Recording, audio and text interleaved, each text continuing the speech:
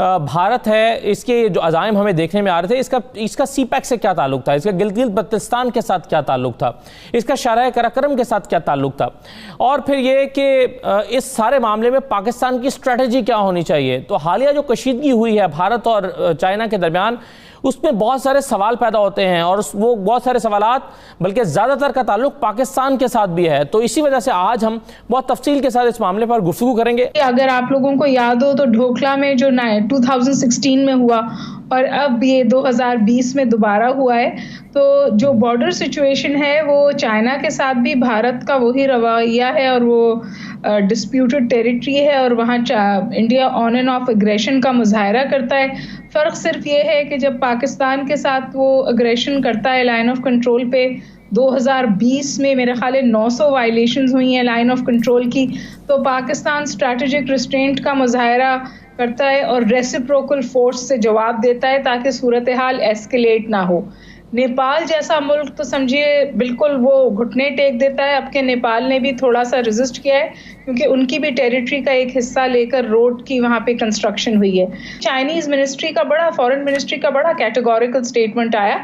Chinese foreign ministry ने कहा है कि जी हम अपनी टेरिटोरियल इंटेग्रिटी का दिफा कर रहे हैं, और ये बात भी गलत है कि वो इंडियन टेरिटरी पे हैं, वो अपनी टेरिटरी पे हैं जो उनकी टेरिटरी है, और उस पर इंडियन इंकर्जन थी जिसको उन्होंने पुश बैक दिया है। देखें, इस वक्त एनवायरनमेंट को समझने की ज़रूरत है। चाइना का जो भी रिस्पांस है वो ओवरऑल स्ट्रेटेजिक एनवायरनमेंट का एक हिस्सा है और उसकी एक ज़रूरत है। ओवरऑल एनवायरनमेंट क्या है इस वक्त? पोस्ट कोरोना एनवायरनमेंट में और अमेरिका के आने वाले इंतखाबात में एक खास माहौल बना है। अमेरिका प्रेसिडेंट ट्रंप इल्ज़ाम लगा रहे हैं चाइना के ऊपर कोरोना वायरस के स्प्रेड का या डिलिबरेट लीक का, फिर वो इनकी बढ़ती हुई इकोनॉमिक इन्फ्लुएंस को या मुआशरती जो असर रसूख है उसको रोकने के लिए both the countries are at war. तीसरी बात, अमेरिका खुद कोविड-19 को अपने मुल्क में हैंडल करने में बहुत बुरे तरीके से नाकाम हुआ है और 1,05,000 उनके आदमी मर चुके हैं। आने वाले इंतखाबात में डोनाल्ड ट्रंप को एक पंचिंग बैग की जरूरत है जो वो चाइना को बनाना चाहता है। अब इन एनवायरनमेंट में उन्होंने इस्तेमाल करने का फैसला किया है हिंदुस्तान को, क्योंकि डायरेक्ट कॉन्फ्रंटेशन वो अवॉइड करते हैं और हमेशा करेंगे। जिस तरह हमें यूएसएसआर के खिलाफ और रशिया के खिलाफ हमें इस्तेमाल किया गया, बड़ा बेर से लेकर दोनों अफगान वार्स में जब अमेरिका यहाँ अफगानिस्तान में आया तो हमें इस्तेमाल किया गया, वसाइल मुहैया किए गए लेकिन डायरेक्ट इन्वॉल्वमेंट अवॉइड की गई। अभी इस तरह उन्होंने इस दफा हिंदुस्तान को इस्तेमाल किया है। हिंदुस्तान को उन्होंने एक एडवांटेज दिया है, बहुत बड़ा स्ट्रेटेजिक एडवांटेज दिया है, और वो है कि आप कश्मीर को 370 और 35A रिवोक कर दें। आपके खिलाफ कोई इंटरनेशनल एक्शन नहीं होगा, ना सैंक्शन लगेंगी, ना आपके ऊपर कोई दबाव आएगा, न यूनाइटेड नेशन आपके खिलाफ कोई कार्रवाई करेगी। आप इसको हड़प कर जाएं कश्मीर को। और इतना बड़ा एडवांटेज देने के बाद वो उससे जो ले रहे हैं वो दो चीजें तीन हैं जी। पहली बात यह है कि वो जो चाइनीज सेंसिटिविटी है साउथ चाइना सी में, क्योंकि चाइना ने 1 अरब 40 करोड़ लोगों का पेट भरना है, उसकी मुआशी जरूरतें और एनर्जी की जरूरतें बहुत ज्यादा हैं। साउथ चाइना सी में उसकी मुश्किलात का इजाफा अमेरिका कर सकता है। जापान, ऑस्ट्रेलिया, इंडिया और अमेरिका का जो 4 मुल्की मुआहदा है उसके तहत हो सकता है। ताइवान में उनके लिए प्रॉब्लम क्रिएट हो सकते हैं, और साउथ चाइना सी और सी ऑफ जापान में उनकी मूवमेंट को इंटरप्ट किया जा सकता है। तो उसकी तमाम तर तिजारत को रोकने के इम्कानात हैं। लिहाजा चाइना चाहता है कि सीपैक एंड सिल्क रूट खुला रहे और अल्टरनेट रूट समुद्रों के पानी तक रसाई का शॉर्टेस्ट रूट उसको अवेलेबल हो।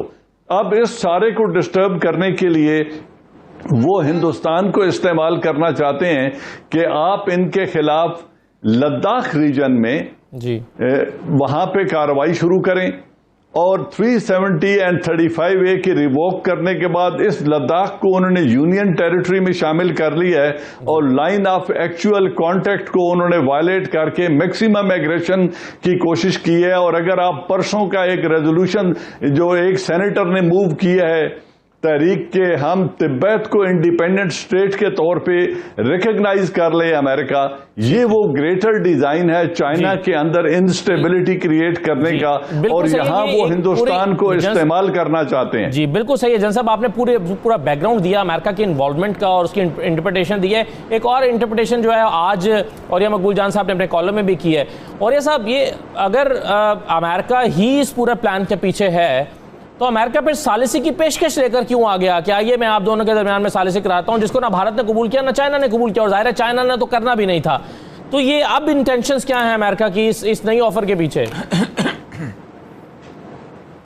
देखें 2005 में जब दूसरी दफा जॉर्ज डब्ल्यू बुश ने इलेक्शन जीता है तो वॉर एंड टेरर के ऊपर इन्वेस्टमेंट बहुत ज्यादा हो गई हुई थी। तो जॉर्ज डब्ल्यू बुश ने स्टेट ऑफ द यूनियन के उसमें तकरीब में एड्रेस करते हुए कहा था, we are not complacent enough that we should not consider the threats of Indian and Chinese economy, and the Indian economy is more a threat to us because the Indian education system is well in place। एक तो ये देख लीजिएगा।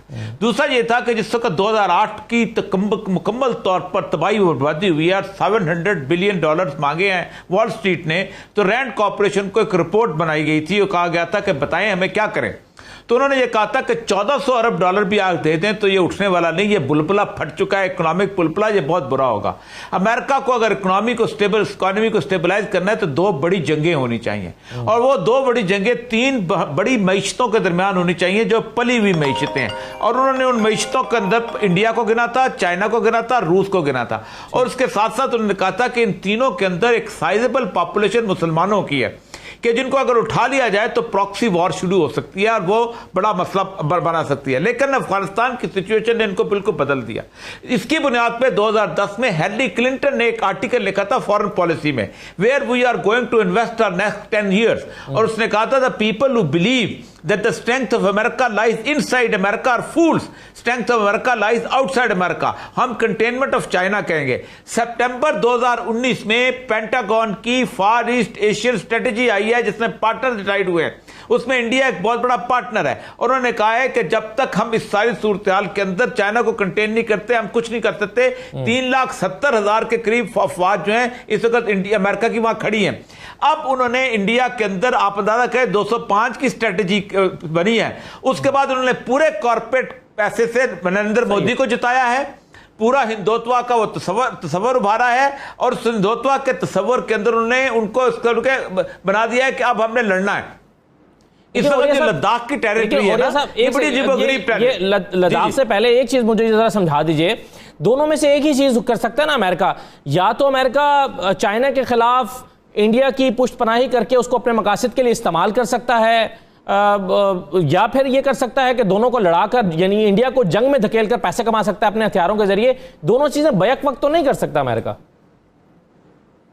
नहीं देखें, मसला सला ये होगा कि इस वक्त चूंकि चाइना एट वॉर तो है और चाइना की इकोनॉमिक कमर तो टूटने की सूरत हाल होगी। इसमें एक बड़ा अजीब गरीब है, अगर ये वॉर जोन बन जाता है ये लद्दाख का इलाका तो चाइना का सीपैक अगले कई सालों तक खत्म हो गया ना।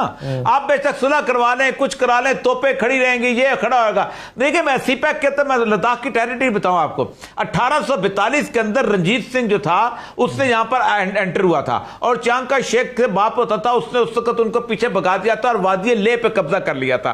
फिर उसके बाद हुआ जाता है जब अंग्रेज आए तो अंग्रेजों के जमाने में ये पूरा इलाका जो था इंसर्जेंसी चल रही थी, वो इज्जत बेग जो था वो उसने मूवमेंट चलाई हुई थी, मुसलमानों ने लैदा हो गए हुए थे, तो उन्होंने जॉनसन लाइन बना दी थी 1945 तक ये रही ऐसी चीज, और चाइना को नहीं पता था, जाहिर बात है वहां इंसर्जेंसी चल रही।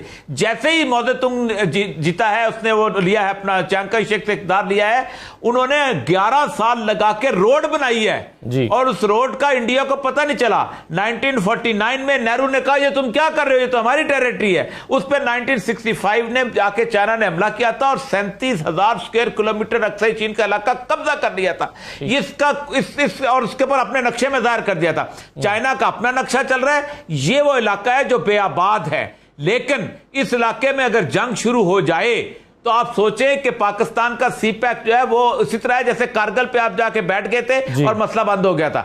दूसरा डिस्प्यूट है सिक्किम का। सिक्किम का डिस्प्यूट ज्यादा अहम है। सिक्किम का डिस्प्यूट यह है कि ऊपर एक है चिकन नेस्ट, वो जिसे कहते हैं बांग्लादेश के ऊपर एक 16 मील की पट्टी है। वो पट्टी अगर चाइना की तोपें वहां खड़ी हो जाए तो 7 रियासतें इंडिया की ऐसी हैं, त्रिपुरा है, मिजोरम है, नागालैंड है, सिक्किम है, जहां आजादी की मूवमेंट चली है, वो कट जाती हैं और वहां पर इस वक्त फटा शुरू हुआ है। नेपाल ने कहा है कि देखो हम गोरखे थे, हमारी वजह से तुम्हारी फौज चलती थी, अब पीछे हट जाओ, हम पीछे हट जाओ। वहां एक और सिचुएशन बन गई है। बुनियादी तौर पर इंडिया को उन्होंने उलझा दिया है और इंडिया का जो हिंदू है वो समझता है देवता उतरेगा और वो उसको अभी भी परसों तरसों में पढ़ रहा था, उनके सारे जितने बड़े थे ना पंडित वो कह रहे थे ये कलयुग आ गया है, कलयुग में ये युद्ध है, ये आखिरी लड़ाई है, हिंदुत्व का परचम काबुल कंधार में लहराएगा।